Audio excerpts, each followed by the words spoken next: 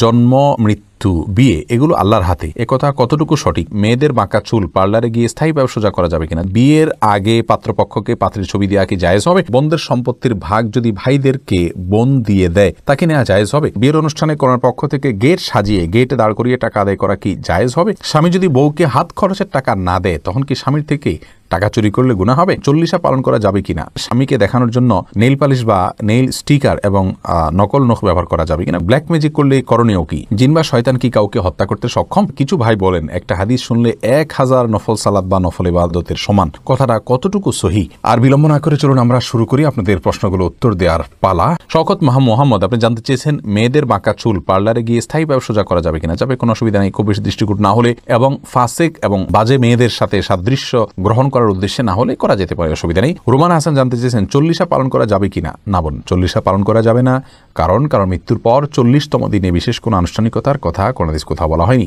শ্রাদ্ধ এটা লিখে যদি আপনি গুগলে সার্চ দেন তাহলে সেক্ষেত্রে শ্রাদ্ধ সম্পর্কে যে ধারণা পাবেন সেখান থেকে আপনি পরিষ্কারভাবে বুঝতে পাবেন এই চল্লিশা ইত্যাদি এগুলো হিন্দুদের বিভিন্ন বিশ্বাস থেকে আমাদের মধ্যে চলে এসছে, ইসলাম এগুলোকে অ্যালাউ করে না। শাহিনা রিমি জানতে চেয়েছেন বিয়ের আগে পাত্রপক্ষকে পাত্রের ছবি দেওয়া কি জায়েজ হবে?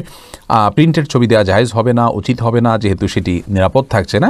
তাদেরকে কোনো সফট কপি দেখানো যেতে পারে, প্রিন্টের ছবি দিলেও সেটা ফেরত নিয়ে আসতে হবে এবং শুধু ছেলেকেই যেন দেখানো হয় এবং ওই ছেলে পক্ষের কোনো পুরুষ যেন না দেখা হয় সে বিষয়গুলো তাদেরকে সাবধান করে দেওয়া যেতে পারে। তবে সবচেয়ে উত্তম হয় সরাসরি দেখা এই সমস্ত না করে। এরপরে এমডি শাহেদ আপনি জানতে চেয়েছেন কিছু ভাই বলেন একটা হাদিস শুনলে 1000 নফল সালাত বা নফল ইবাদতের সমান, কথাটা কতটুকু সহি? ভাই শাহেদ, একটা হাদিস শুনলে 1000 নফল সালাত এটি কোনো কোরআন হাদিস দ্বারা বর্ণিত কোনো কথা নয়, এটি মন গড়া কথা। তবে হ্যাঁ, হাদিস শুনলে সওয়াব হবে, এতে কোনো সন্দেহ নেই, কিন্তু 1000 নফল ইবাদত বা নফল নামাজের সওয়াব হবে এরকম কোনো কথা কোথাও বর্ণিত হয়েছে বলে আমার জানা নেই। এরপরে নাহিদ জাহান ভুঁইয়া আপনি জানতে চেয়েছেন ফরজ গোসল করলে নামাজের ওযু করতে হয় না, মতামতটি কি গ্রহণযোগ্য?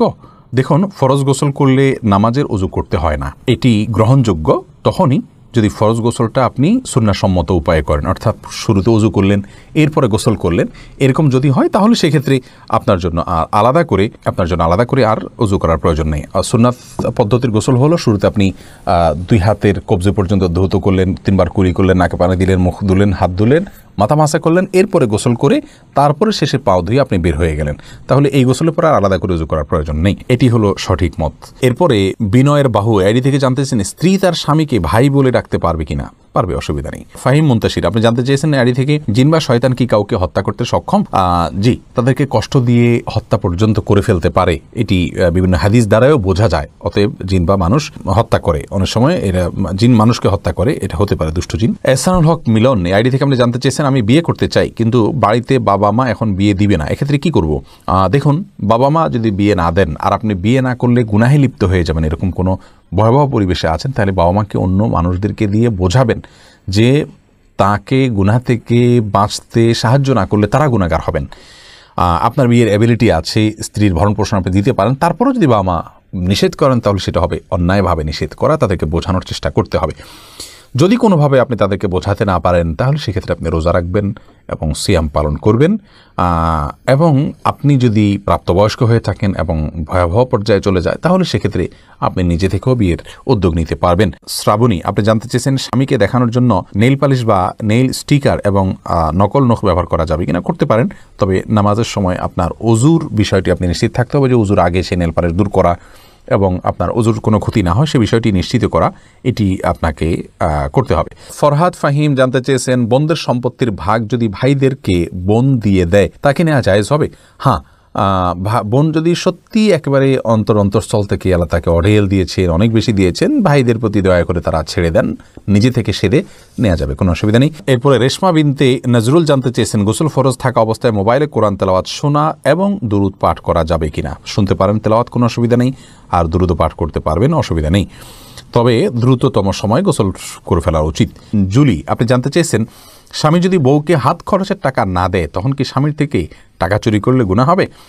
দেখুন বোন, হাত খরচের টাকা যদি না দেন স্বামী, আপনি চুরি করে হাত খরচের টাকা নিতে পারবেন না। আপনার মহারণার টাকা আছে না, আপনি কেন মহারণার টাকা নেননি? অনেক মা বোনরা ছেড়ে দিয়েছেন, আপনি হয়তো সে কাজ করেছেন, তাহলে চুরি করার প্রয়োজন তো হওয়ার কথা নয়। যদি মহারণার টাকা থেকে থাকে, মহারণার টাকা থাকলে সেটাই রেখে আপনি খরচ করবেন, এর বাইরে আপনি প্রয়োজন হলে আপনার যদি নিতান্ত প্রয়োজন হয়, একান্ত প্রয়োজন হয়, আপনার চিকিৎসা, আপনার খাবার দাবার, সেগুলোর জন্য তা আপনি সে কৃপণতা করলে আপনি চুরি করে নিতে পারেন তার কাছ থেকে যতটুকু প্রয়োজন ততটুকু। কিন্তু হাত খরচ বলতে এক্সট্রা যে খরচ, এটার টাকা তার কাছ থেকে আপনি চুরি করে নিতে পারেন না, আদায় করে নিতে পারেন কোনোভাবে তার সন্তুষ্টির মাধ্যমে। গোলাম আজম ইয়াডি থেকে জানতে চেয়েছেন, বিয়ের অনুষ্ঠানে কোনার পক্ষ থেকে গেট সাজিয়ে গেটে দাঁড় করিয়ে টাকা আদায় করা কি জায়েজ হবে? না, এটা জায়েজ তো নয়, এটা হলো অত্যন্ত নিকৃষ্টতম চাঁদাবাজি এবং এক প্রকারের ডাকাতি।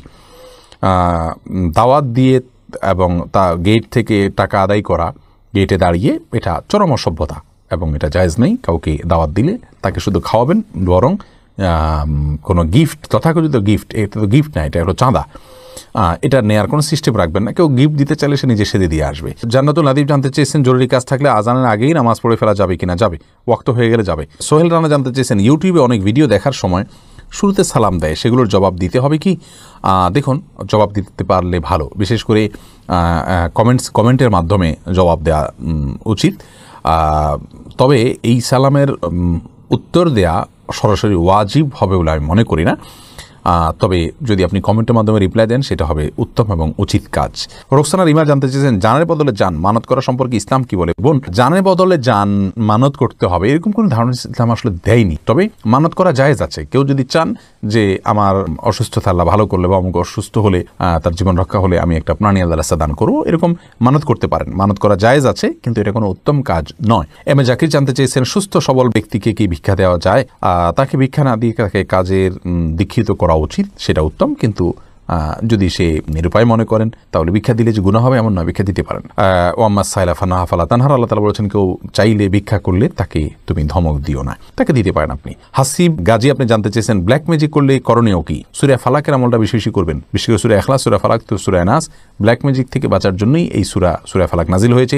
3 বার পরে ফু দিবেন খাবারে, পানিতে, এবং এগুলো ব্যবহার করবেন, ইনশাআল্লাহ এটার জন্য উপকার পাবেন। আর বিশেষ করে যারা শরঈ পদ্ধতিতে ভালোভাবে কোরআন হাদিস দিয়ে ঝাড়ফুঁক করে, তাদের শরণাপন্ন হবেন। মাহিম আপনি জানতে চেয়েছেন, জন্ম, মৃত্যু, বিয়ে এগুলো আল্লাহর হাতে, একথা কতটুকু সঠিক? দেখুন, সবকিছু আল্লাহ রাব্বুল আলামিনের তাকদীরের মাধ্যমে হয়ে থাকে, শুধুমাত্র জন্ম, মৃত্যু, বিয়ে এগুলো নয়। আমরা যে বলি যে জন্ম, মৃত্যু, বিয়ে এগুলো আল্লাহর হাতে, এটি আংশিকভাবে আল্লাহ রাব্বুল আলামিনের কুদরতকে, আল্লাহ রাব্বুল আলামিনের তাকদীরকে মেনে নেওয়া। তার মানে বাকিগুলো কার হাতে? বাকিগুলো কি আল্লাহর হাতে? মানে আল্লাহর হাতে না, সবগুলোই আল্লাহ রাব্বুল আলামিনের হাতে। আমাদের কি হবে, কি না হবে, কোথায় খাবো, কোথায় মারা যাব, সবগুলো আল্লাহ রাব্বুল আলামিন জানেন এবং তার কন্ট্রোল। আফরা আহসান জানতে চেয়েছেন, টাকনুর নিচে কাপড় পরার হুকুম বিষয়ে কিছু বলেন দয়া করে। দেখুন, টাকনুর নিচে যদি কাপড় কেউ পরিধান করেন, সেটি গুনাহের কথা, সেটি হারাম কথা, তার সে অংশ জাহান্নামে যাবে। অতএব টাকনুর নিচে কাপড় পরার বিষয়ে আমাদেরকে সাবধান থাকতে হবে পুরুষদের জন্য। মেয়েরা অবশ্য আপনার টাকনুর নিচে কাপড় পরাটাই তাদের বরং কাম্য। রাসূল করিম সাল্লাল্লাহু আলাইহি ওয়াসাল্লাম বলেছেন, মা আসফাল কাবা মিনাল ইজারি ফিন্নার, পুরুষদের জন্যই বলেছেন এটি, অর্থাৎ টাকনুর নিচে যে অংশ থাকবে সেটি জাহান্নামে যাবে। আর যদি সে অংশ জাহান্নামে যাবে, বাকিটুকু তো আর জান্নাতে থাকবে না, তার মানে পুরোটাই জাহান্নামে যাবে। এটি হারাম, কবিরা গুনাহ।